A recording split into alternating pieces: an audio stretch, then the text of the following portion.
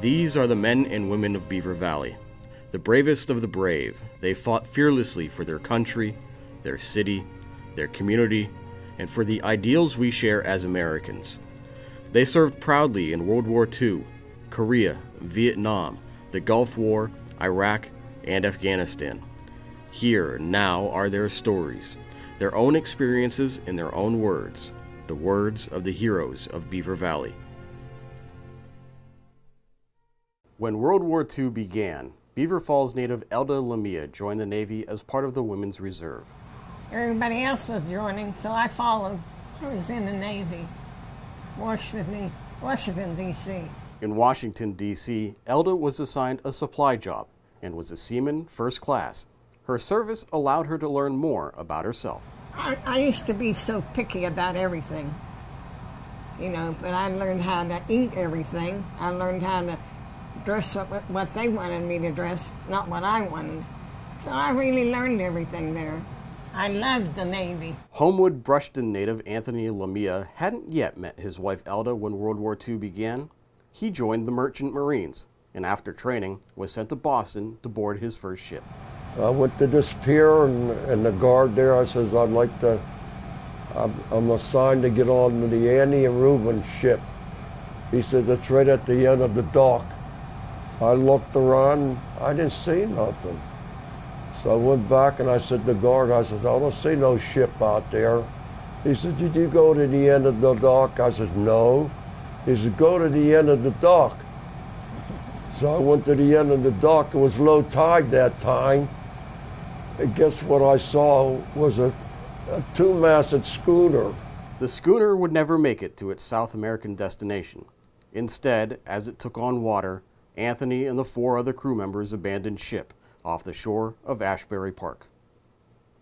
Anthony would board other ships and complete other missions, including delivering water and oil to different areas of South and North America. One of the ships he worked on was a refrigerated ship full of beef being delivered to England.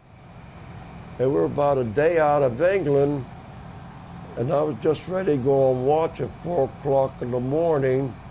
All at once there was flares coming over the ship. I says, what the heck is this? I says to my buddy, I says, what's going on?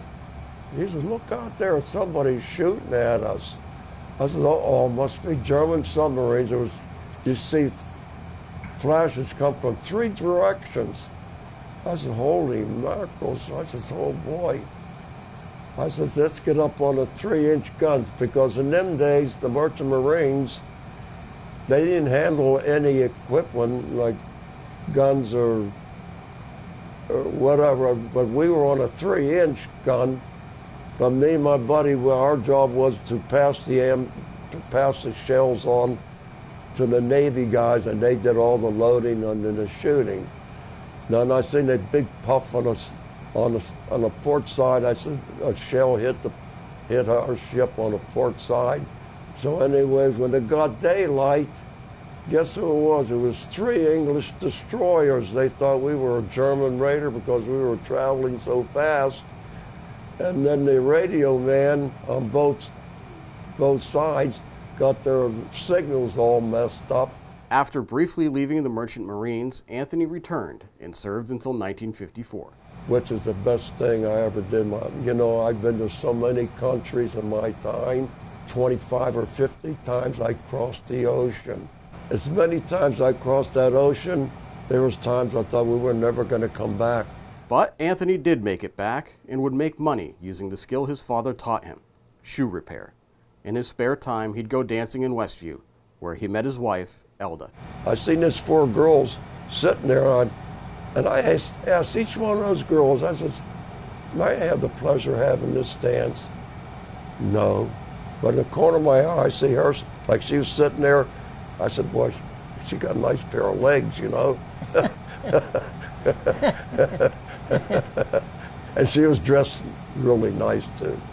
I asked her, I said, may I have the pleasure of having this dance? Boy, she jumped up.